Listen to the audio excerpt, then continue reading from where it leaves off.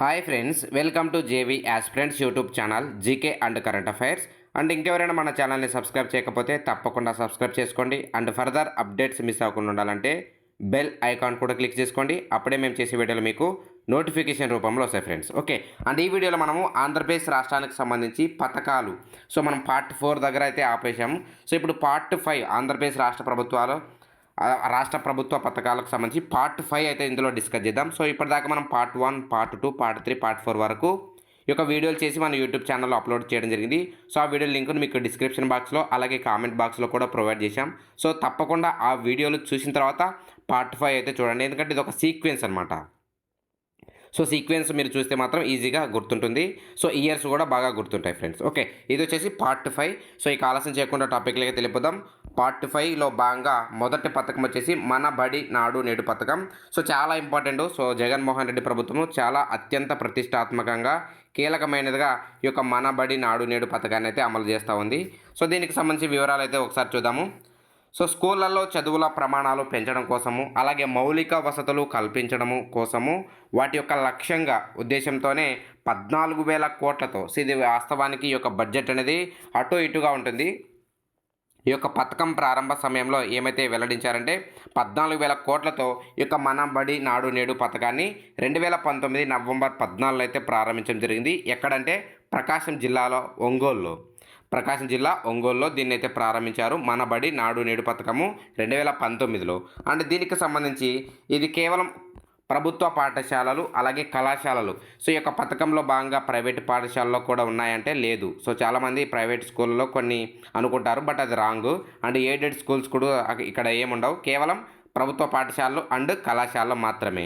So ఇక్కడ ప్రభుత్వ పాఠశాలలు 45,000 తీసుకున్నారు. అలాగే జూనియర్ కళాశాలలు, అలాగే డిగ్రీ కళాశాలలు, ప్రభుత్వ హాస్టళ్ళు, ఇవన్నిటిని కూడా ఈ యొక్క నాడు నేడు అనేటువంటి స్కీమ్లో భాగంగా వీటిని పునరుద్ధరిస్తున్నారు. ఇంకా మౌలిక వసతులను ఇంకా ఎక్కువ ఏర్పాటు చేస్తున్నారు అన్నమాట. ఓకే, మీరు కన్ఫ్యూజ్ అయితే కావాల్సిన అవసరం లేదు. ఇక్కడ ప్రైవేట్ పాఠశాలకు ఈ యొక్క పథకం అనేది వర్తించదు. ఓకే, కేవలం ఇక్కడ పాఠశాలలు అండ్ కళాశాలలు మాత్రమే ఈ యొక్క నాడు నేడు స్కీమ్ అనేది అవైలబుల్లో ఉంటుంది. ఓకే, అండ్ ఏంటి ఈ యొక్క ప్రయోజనం, ఈ యొక్క మనబడి నాడు నేడు పథకం యొక్క ముఖ్య ప్రయోజనం, కొన్ని సదుపాయాలు ఏంటంటే విద్యార్థులకు ఏంటంటే మౌలిక సదుపాయాలు పెంచుతారు. సో యాజ్ యూజువల్గా ఈ యొక్క స్కీమ్ని తీసుకురావడం ముఖ్య ఉద్దేశం ఏంటంటే ఓల్డ్ స్కూల్స్ లేదంటే ప్రజెంట్ ఉన్నటువంటి స్కూల్స్ను పునరుద్ధరించడం, సో వాటిని రీడెవలప్మెంట్ చేయడం. సో ఎక్కడైతే వసతులు తక్కువ ఉంటాయో వాటిని ఎక్కువ చేయడం. సో దాన్ని మనం రీడెవలప్మెంట్ అని పిలుస్తారు. మౌలిక వసతులు కల్పించడమే. ఓకే, సో మౌలిక సదుపాయాలు పెంచడం వల్ల అన్ని పాఠశాలలో డ్రాప్అవుట్స్ను కూడా తగ్గించవచ్చు. అంటే ఈ యొక్క స్కూల్స్ అట్రాక్షన్ పెరగడం వల్ల అన్ని మౌలిక సదుపాయాలు కల్పిస్తే తప్పనిసరిగా స్కూల్స్కి రావడానికి స్టూడెంట్స్ అనేది ఇంట్రెస్ట్ చూపిస్తారు, ఖచ్చితంగా ఆసక్తి అనేది చూపిస్తారు. సో అందులో ఒక ఇలా డెవలప్ చేస్తే వాళ్ళ యొక్క ఆలోచనలో మార్పు వస్తుందనే ఉద్దేశంతో దీన్ని తీసుకొచ్చారు. అలాగే టీచర్లకు అవసరమైనటువంటి శిక్షణ కూడా అందుతుంది.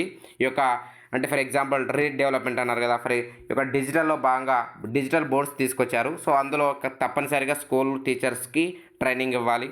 అలాగే ప్రతి ప్రభుత్వ పాఠశాలలో కూడా ఇంగ్లీష్ మీడియం ప్రవేశపెట్టడం. సో ఈ యొక్క జగన్మోహన్ రెడ్డి ప్రభుత్వం అత్యంత కీలకమైనదిగా భావించింది ఏంటంటే ఇంగ్లీష్ మీడియం. సో మొదటగా 6వ తరగతి వరకు ప్రవేశపెట్టారు. అలాగే తర్వాత 7th, 8th class, 9th class and next 10th class CBSE exams కూడా రాయబోతున్నారు అండ్ ఇంప్లిమెంటేషన్ తర్వాత. సో ఇవన్నీ కూడా మీకు ఇంగ్లీష్ మీడియంలో భాగంగా ప్రవేశపెడుతున్నారు. అలాగే ఈ యొక్క 4th పాయింట్ ఒకసారి డిస్కస్ చేస్తే తెలుగు సబ్జెక్టును తప్పనిసరిగా బోధించడం. సో వాస్తవానికి చాలా స్కూళ్ళల్లో ఈ యొక్క తెలుగు సబ్జెక్ట్ అనేది ఉంటుంది, తప్పనిసరిగా ఉంటుంది. ఎందుకంటే మన మాతృభాష తెలుగే కాబట్టి తెలుగు లాంగ్వేజ్ని తీసేయడానికి వీలుండదు. సో మిగతా సబ్జెక్టులను ఆంగ్లంలో మార్చడానికి ఇంగ్లీష్ మీడియం పెట్టడానికి వీలుంటుంది, కానీ ఈ తెలుగు సబ్జెక్ట్ని తీసివేయడానికి వీలుండదు. కాబట్టి తప్పనిసరిగా ఈ యొక్క తెలుగు సబ్జెక్ట్ అనేది ఉంటుంది. అలాగే ప్రతి సబ్జెక్టుకు ఒక టీచర్ అయితే ఉంటారు. అలాగే విద్యార్థుల్లో నైపుణ్యాన్ని పెంపొందించడం కోసం డిజిటల్ స్కిల్స్ అయితేనేమి, లైబ్రరీ స్కిల్స్ అయితేనేమి, డిక్షనరీ స్కిల్స్ అయితేనేమి, ఇవన్నీ కూడా ఈ యొక్క స్కీమ్లో భాగంగా ప్రవేశపెడతారు. అండ్ సకాలంలో విద్యార్థులకు పుస్తకాలు, బూట్లు, యూనిఫామ్ను కూడా వివిధ పథకాల రూపంలో కూడా అందిస్తున్నారు. ఓకే ఫ్రెండ్స్, అండ్ పాఠశాలలో కల్పించేటువంటి సౌకర్యాలు ఒకసారి చూస్తే మరుగుదొడ్ల నిర్మాణం కూడా చేస్తున్నారు. అంటే ఉన్న వాటిని రీడెవలప్మెంట్ చేయడం. అలాగే తరగతుల విద్యుద్దీకరణ. సో ఎక్కడైతే ఈ యొక్క లైట్ పవరింగ్ ఎక్కడైతే లేకుంటుందో అక్కడ కూడా దీన్ని ఈ యొక్క ఎలక్ట్రిఫికేషన్ చేయడము. అలాగే తాగునీటి సరఫరా, డ్రింకింగ్ వాటర్ సప్లై చేయడము. అలాగే మంచినీటి మంచి ఆధునికమైనటువంటి ఫర్నిచర్ కూడా ఇవ్వడము, పాఠశాలకు పెయింటింగు, అలాగే చిన్న పెద్ద ఉన్నటువంటి మరమ్మతులు, ఆకుపచ్చ శుద్ధ బోర్డులు, ఇవన్నీ కూడా ఇంగ్లీష్ ల్యాబ్స్, డిజిటల్ బోర్డ్స్, ఇవన్నీ కూడా స్కీమ్లో భాగంగా ప్రవేశపెడుతున్నారు. ఓకే ఫ్రెండ్స్, అండ్ నెక్స్ట్ చూద్దాం. నెక్స్ట్ స్కీము జగనన్న విద్యా కానుక. సో జగనన్న విద్యా కానుక, అలాగే జగనన్న హాస్టల్ స్టూడెంట్స్ కోసం ఇస్తారు. సో వాటిని కూడా డిస్కస్ చేద్దాం కింద మనం. ఓకే, సో ఇక్కడ జగనన్న విద్యా కానుక ఏంటి? పథకం ఏంటంటే కేవలం ప్రభుత్వ పాఠశాలలకు మాత్రమే జగనన్న విద్యా కానుక వర్తిస్తుంది. అండ్ 1 నుండి 10వ తరగతి విద్యార్థులకు మాత్రమే ఈ పథకం వర్తిస్తుంది. ఈ పాయింట్స్ అన్నీ కూడా చాలా ఇంపార్టెంట్. కొన్నిసార్లు మీరు ప్రైవేట్ స్కూళ్ళకు కూడా వర్తిస్తుందంటే మీరు బ్లైండ్గా దాన్ని కూడా పెట్టేస్తారు ఆన్సర్. వాస్తవానికి ఏంటంటే జగనన్న అమ్మఒడి పథకం చూస్తే మనము ప్రైవేట్ స్కూళ్ళకు కూడా వర్తింపజేశారు కదా. సో కొన్ని స్కీమ్స్ అనేవి అటు ప్రైవేట్ స్కూళ్ళకు అండ్ ఇటు గవర్నమెంట్ స్కూళ్ళకు వర్తిస్తాయి, కాబట్టి కన్ఫ్యూజన్ చేయాల్సిన అవసరం లేదు. సో ఇక్కడ జగనన్న విద్యా కానుక అనేది కేవలం ప్రభుత్వ పాఠశాలకు మాత్రమే వర్తించారు మొదట్లో. అండ్ 1 నుండి 10వ తరగతి వాళ్ళ విద్యార్థులకు మాత్రమే ఈ స్కీమ్ను వర్తింపజేస్తున్నారు. అండ్ దీనికి సంబంధించి ఏంటంటే విద్యార్థులు అందరికీ ప్రభుత్వము 3 జతల యూనిఫామ్ ఇస్తుంది, అలాగే పుస్తకాలు కూడా ఇస్తారు, అలాగే నోట్బుక్లు, స్కూల్ బ్యాగ్, బెల్ట్, అలాగే 1 జత షూ ఇస్తారు, సాక్స్లు ఇస్తారు. అలాగే ఈ పథకం కింద మొదలైనటువంటి ఇంగ్రీడియంట్స్ ఏవైతే ఉంటాయో వాటిని కూడా ఇస్తారు. ఫర్ ఎగ్జాంపుల్ పెన్సిల్స్, ఇలాంటివి కూడా కొన్ని ఇస్తారనమాట ఈ స్కీమ్లో భాగంగా. అండ్ వీటితో పాటు పిల్లలకు ఇంగ్లీష్ టు తెలుగు, సో ఇది కూడా ఇంపార్టెంట్, డిక్షనరీ స్కిల్స్ విద్యా సంవత్సరాన్ని కూడా అందిస్తున్నారు. డిక్షనరీ ఇంగ్లీష్ టు తెలుగు అనమాట. ఓకే, అండ్ నెక్స్ట్ చూద్దాం. ఆంధ్రప్రదేశ్లో ఇంగ్లీష్ మీడియం బోధన. సో చాలా ఇంపార్టెంట్ ఇది, ఎందుకంటే ఈ జగన్మోహన్ రెడ్డి ప్రభుత్వము అత్యంత ప్రతిష్టాత్మకంగా ఇంగ్లీష్ మీడియం బోధనను తీసుకొచ్చింది. అండ్ దీనికి సంబంధించినటువంటి పాయింట్స్ ఇక్కడ డిస్కస్ చేద్దాం. సో అన్ని ప్రభుత్వ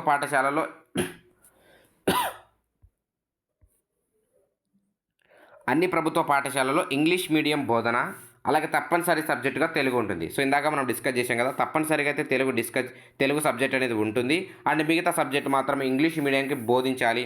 సో ఇంగ్లీష్ మీడియాన్ని ప్రవేశపెడుతున్నప్పుడు చాలా వ్యతిరేకత వచ్చింది, అయినా కూడా దీన్ని ముందు స్థాయికి తీసుకెళ్తూనే వస్తున్నారు. అండ్ ప్రజెంట్ ఏంటంటే ఫస్ట్లో ఈ 2020-21 విద్యా సంవత్సరంలో 1 నుండి 6వ తరగతి వరకు ఇంగ్లీష్ మీడియంలో బోధన అయితే ప్రారంభమైంది. అండ్ మొదట్లో 1 నుంచి 6వ తరగతి వరకు స్టార్ట్ చేశారు. అండ్ ప్రజెంట్ 7వ తరగతి, 8వ తరగతి ఇలా వరుసగా పెంచుకుంటూ పోయారు హై లెవెల్స్ స్కూల్స్కి వెళ్ళే టైంలో. ఓకే, అండ్ దీని ముఖ్య ఉద్దేశం ఏంటంటే అందరికీ సమాన అవకాశాలు కల్పించడము, అలాగే రాష్ట్రంలో నాణ్యమైన ఇంగ్లీష్ మీడియం విద్యను ఉచితంగా అందించడము.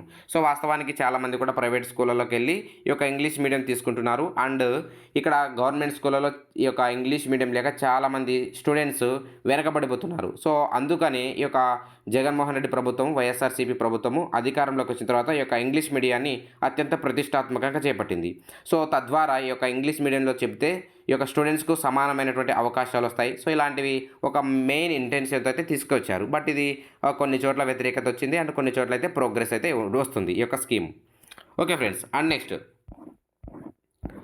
వైఎస్ఆర్ విద్యోన్నతి పథకం. సో వాస్తవానికి స్కీమ్ వీడియోలు అన్నీ కూడా విద్యకు సంబంధించిన స్కీమ్సే మనం డిస్కస్ చేస్తున్నాము. వైఎస్ఆర్ విద్యోన్నతి పథకము సో రాష్ట్రంలో ప్రతిభావంతులైనటువంటి ఎస్సీ, ఎస్టీ, బీసీ, ఈబీసీ, కాపు, బ్రాహ్మణ విద్యార్థులకు సివిల్ సర్వీసెస్ ఎగ్జామినేషన్కు ప్రొఫెషనల్ గైడ్స్ను అందించడం ఈ పథకం ముఖ్య ఉద్దేశం. ఏంటి పథకం ఏంటంటే వైఎస్ఆర్ విద్యోన్నతి పథకం. అండ్ ఏంటి గతంలో పథకాన్ని ఏమని పిలిచేవాళ్ళంటే ఎన్టీఆర్ విద్యోన్నతి. సో ప్రభుత్వం వైఎస్ఆర్ జగన్మోహన్ రెడ్డి ప్రభుత్వం వచ్చిన తర్వాత, అధికారంలోకి వచ్చిన తర్వాత ఎన్టీఆర్ విద్యోన్నతి అనేటువంటి పథకాన్ని వైఎస్ఆర్ విద్యోన్నతి పథకంగా పేరు మార్చడం జరిగింది. అండ్ పథకం కింద ప్రతి సంవత్సరం వివిధ వర్గాల వారికి కొన్ని సీట్లు, అంటే దాదాపు మీకు 4,000 సీట్లు అయితేనేమి, 3,000 కొన్ని వర్గాల వారీగా ఆ సీట్లు అయితే కేటాయిస్తారు. అండ్ పథకం ద్వారా ఎంపికైన వారికి ఉచితంగా కోచింగ్లు ఇస్తారు. So for example IAS coaching centres అయితేనేమి, ఐపీఎస్, సో ఇలాంటి యూపీఎస్ లెవెల్స్ వాళ్ళకి ఉచితంగా కోచింగ్లు అయితే ఇప్పిస్తారు ఈ పథకంలో భాగంగా. అండ్ శిక్షణకు ఎంపికైనటువంటి అభ్యర్థులు ఎవరైతే విద్యార్థులు ఉంటారో వాళ్ళకి 80% బయోమెట్రిక్ హాజరు ఆధారంగా నెలకు స్టైఫండ్ కింద హైదరాబాద్ మరియు ఇతర మెట్రోపాలిటన్ నగరాల్లో ఇన్స్టిట్యూషన్ ఉంటే 10,000 రూపాయలు, అలాగే ఢిల్లీలో అయితే 12,000 రూపాయలు ఇస్తారు. సో వాస్తవానికి ఈ స్కీమ్ దీనికి ఎలిజిబుల్ అయితే మాత్రము తప్పనిసరిగా హైదరాబాద్లో ఉంటే, అలాగే లేదంటే మెట్రోపాలిటన్ నగరాలు ఉంటే వాటిల్లో 10,000 రూపాయలు ఇచ్చేవాళ్ళు. అండ్ ఢిల్లీలో అయితే 12,000 రూపాయలు ఇచ్చారు ఈ యొక్క పథకం ప్రారంభ సమయంలో. ఓకే. అండ్ అభ్యర్థులకు ప్రయాణ ఖర్చులు కూడా ఇచ్చేవాళ్ళు 2,000 రూపాయలు. అలాగే కోచింగ్‌లకు లెవెల్ 1, లెవెల్ 2, లెవెల్ 3 అని విభజించి వాటికి ఫీజులు కూడా చెల్లించారు. అండ్ ఒకవేళ లెవెల్ 1 అయితే 1.3 లక్షలు. అండ్ లెవెల్ 2 అయితే 1.15 లక్షలు. అంటే లెవెల్ 1 అంటే ఏంటి? ప్రిలిమ్స్, లెవెల్ 2 అంటే మెయిన్స్, అలాగే లెవెల్ 3 అంటే ఇంటర్వ్యూ అనమాట. ఇలా మనకు డివైడ్ చేస్తూ ఈ యొక్క స్టైఫండ్ అనేది ఇస్తూ ఉన్నారు ఈ యొక్క పథకంలో భాగంగా. Okay friends. అండ్ నెక్స్ట్ చూద్దాం జగనన్న గోరుముద్ద. సో ఇది కూడా స్కూల్కి సంబంధించినటువంటి ఇంపార్టెంట్ స్కీమ్ అనమాట. జగనన్న గోరుముద్ద. సో ఈ యొక్క కార్యక్రమంలో భాగంగా పిల్లలకు రుచికరమైనటువంటి అలాగే బలవర్ధకమైనటువంటి మధ్యాహ్న భోజనం ఏర్పాటు చేస్తున్నారు ఈ యొక్క జగనన్న గోరుముద్ద స్కీమ్లో భాగంగా. అండ్ ప్రతి ప్రాథమిక పాఠశాల నుండి ప్రతి విద్యార్థికి రోజుకు 43 పైసలు. సో 0.43 పైస. అలాగే ప్రాథమికోన్నత అలాగే ఉన్నత పాఠశాల విద్యార్థులకు రోజుకు 0.4 పైసలు చొప్పున ఈ యొక్క వంట వ్యయాన్ని పెంచడం జరిగింది ఈ యొక్క గోరుముద్ద స్కీమ్లో భాగంగా. అలాగే 21/1/2020. సో ఇది ఓల్డ్ డేటా కాబట్టి ఆ యొక్క తేదీ నుండి జగనన్న గోరుముద్ద పేరిట పునరుద్ధరించినటువంటి మధ్యాహ్న భోజన కార్యక్రమాన్ని కూడా ప్రారంభించారు. అలాగే మధ్యాహ్న భోజన ఆయాల వేతనము 1000 రూపాయల నుండి 3,000 రూపాయలకు. ఇంపార్టెంట్. సో మీరు ఒకటి గుర్తుపెట్టుకోండి, ఈ యొక్క ప్రభుత్వము ఏ ప్రభుత్వమైనా సరే, ఇది రాష్ట్రమైనా సరే కేంద్రంలో సరే, ప్రజెంట్ ఉన్నటువంటి శాలరీని పెంచితే మాత్రం డెఫినెట్గా ఇంపార్టెంట్, ఎగ్జామ్ పాయింట్ ఆఫ్ వ్యూలో అడుగుతారు. సో ప్రజెంట్ ఇక్కడ ఏంటంటే మధ్యాహ్న భోజన ఆయాలకు 1000 రూపాయలు ఇచ్చేవాళ్ళు గత ప్రభుత్వం. అండ్ ఈ యొక్క ప్రభుత్వం వచ్చిన తర్వాత 3,000కు పెంచారు. సో ఇలాంటివి ఎగ్జామ్లో మీకు అడుగుతుంటారు, గుర్తుపెట్టుకోండి ఫ్రెండ్స్. ఓకే. అండ్ నెక్స్ట్ చూద్దాం జగనన్న తోడు పథకం. సో ఈ పథకం ఇంపార్టెంట్. రీసెంట్గా మీకు వెటర్నరీ ఎగ్జామ్లు అడిగారు జగనన్న తోడు పథకము. సో అధిక వడ్డీ రేట్లతో ఇబ్బందులు పడుతున్నటువంటి చిన్న వ్యాపారులకు, సో వారిని చిరు వ్యాపారులు అని పిలుస్తారు, వాళ్ళకి సహాయం అందించడం కోసమే ఈ యొక్క జగనన్న తోడు పథకాన్ని అయితే తీసుకొచ్చారు. అండ్ ఈ యొక్క సంవత్సరానికి వడ్డీ లేనటువంటి రుణాలు 10,000 రూపాయలు బ్యాంకుల ద్వారా ఇప్పించడం జరుగుతుంది ఈ యొక్క పథకంలో భాగంగా. సో ఇంపార్టెంట్, చిరు వ్యాపారులన్నా చిన్న వ్యాపారులన్నా ఒకటే. అండ్ వాళ్ళకి ఎన్ని రూపాయలు ఈ యొక్క పథకం కింద వడ్డీ లేని రుణ సాయం అందుతుందంటే 10,000 రూపాయలు. సో చాలా స్కీమ్స్ ఉన్నాయి. ఆ యొక్క స్కీమ్స్లో ఎన్ని రూపాయల ఆర్థిక సహాయం లభిస్తుంది, అలాగే ఎన్ని రూపాయలు రుణాలు ఇస్తారనేది చాలా ఇంపార్టెంట్ ఎగ్జామ్ పాయింట్ ఆఫ్ వ్యూలో. ఎందుకంటే ఈ యొక్క రూపాయలు ఎంత ఇస్తున్నారు అనేది కూడా ఆర్థిక సాయం అనేది ఎగ్జామ్లో అడుగుతూ ఉన్నారు. ఓకే. అండ్ నెక్స్ట్ ఈ యొక్క పథకాన్ని ఎప్పుడు ప్రారంభించారంటే 2020 నవంబర్ 25న అయితే ప్రారంభించారు ఈ యొక్క పథకాన్ని. అండ్ ఈ యొక్క పథకానికి సంబంధించి అర్హత ఒకసారి చూసుకుంటే ఈ యొక్క చిన్న వ్యాపారి లేదా చిరు వ్యాపారి వయసు 18 సంవత్సరాలు తప్పనిసరిగా పైబడి ఉండాలి. అలాగే కుటుంబ ఆదాయం గ్రామాల్లో 10,000 రూపాయలు, అలాగే అంతకన్నా తక్కువ. పట్టణాల్లో అయితే 12,000 రూపాయలు, అంతకన్నా తక్కువ ఉండాలి. అలాగే రహదారి పక్కన ఫుట్పాత్లలో బండ్లపై వ్యాపారం చేసేవారు, గంపలో తలపై సరుకులు తీసుకెళ్లేవారు అర్హులు. అంటే ఫర్ ఎగ్జాంపుల్ ఫుట్పాత్, మనం రోడ్డు మీద వెళ్తున్నప్పుడు ఫుట్పాత్ చూస్తుంటాం. సో వాటి పక్కనైతే అలాగే బండ్లపై వ్యాపారం చేసేవాళ్ళు, అలాగే గంప తలపై పెట్టుకుని వాళ్ళు ఈ యొక్క పథకానికి అనేవారు ఎలిజిబుల్ అనమాట. ఓకే. అండ్ ఒక ప్రదేశం నుండి మరో ప్రదేశానికి వ్యాపారం చేసేవారు కూడా అర్హులు. ఫర్ ఎగ్జాంపుల్ ఒక బైక్ మీద క్లాత్స్ బట్టల వ్యాపారి, సో వాళ్ళు కూడా ఎలిజిబుల్. సైకిల్, బైక్స్, ఆటోలపై అనమాట. ఓకే. అండ్ గ్రామాల్లో మరియు పట్టణాల్లో సుమారు 5 అడుగుల పొడవు, అలాగే 5 అడుగుల వెడల్పు మరియు అంతకంటే తక్కువ స్థలంలో తాత్కాలిక లేదా శాశ్వత దుకాణాలు ఏర్పాటు చేసిన వారే అండ్ ఈ యొక్క స్కీమ్కి ఎలిజిబుల్ అనమాట. Okay friends. అండ్ నెక్స్ట్ చూద్దాం నెక్స్ట్ స్కీము జగనన్న చేదోడు పథకం. జగనన్న చేదోడు పథకం అండ్ ఈ యొక్క పథకం ద్వారా రాష్ట్రంలో ఉన్నటువంటి నాయి బ్రాహ్మణులు, ఇంపార్టెంట్ గుర్తుపెట్టుకోండి, నాయి బ్రాహ్మణ్స్ అంటే బార్బర్స్, రజకులు, అలాగే టైలర్లకు ఈ యొక్క జగనన్న చేదోడు పథకం వర్తిస్తుంది. అండ్ ఏంటి ఈ యొక్క పథకం ముఖ్య ఉద్దేశం ఏంటంటే 10,000 రూపాయల ఆర్థిక సహాయం. సో ఇక్కడ కూడా మనకు అమౌంట్ అనేది వచ్చింది కాబట్టి, సో ఈ యొక్క పథకం కింద ఎన్ని వేల రూపాయలు మీకు ఆర్థిక సహాయం లభిస్తుంది అని అడుగుతారు ఎగ్జామ్లో. సో జగనన్న చేదోడు పథకం కింద లబ్ధిదారులకు 10,000 రూపాయలు ఇస్తారు. సో వాస్తవానికి ఇందాక మనం డిస్కస్ చేసిన స్కీమ్ ఏంటి? జగనన్న తోడు స్కీము. అండ్ ఇది వచ్చేసి జగనన్న చేదోడు. కన్ఫ్యూజ్ అవ్వాల్సిన అవసరం లేదు మీకు. ఓకే. అండ్ ఈ యొక్క నెక్స్ట్ పాయింట్ చూస్తే వారి వృత్తికి సంబంధించి అవసరమైనటువంటి పనిముట్లు, అలాగే పెట్టుబడి కోసం ఈ యొక్క ఆర్థిక సహాయాన్ని వినియోగించుకొని వారి జీవన ప్రమాణాలు మెరుగుపరచుకోవడమే ఈ యొక్క పథకం యొక్క ముఖ్య ఉద్దేశం అనమాట. అండ్ దీనికి సంబంధించి అర్హతలు ఒకసారి చూద్దాం. 60 ఏళ్లలోపు వయసు ఉండాలి తప్పనిసరిగా, 60 ఇయర్స్ లోపు.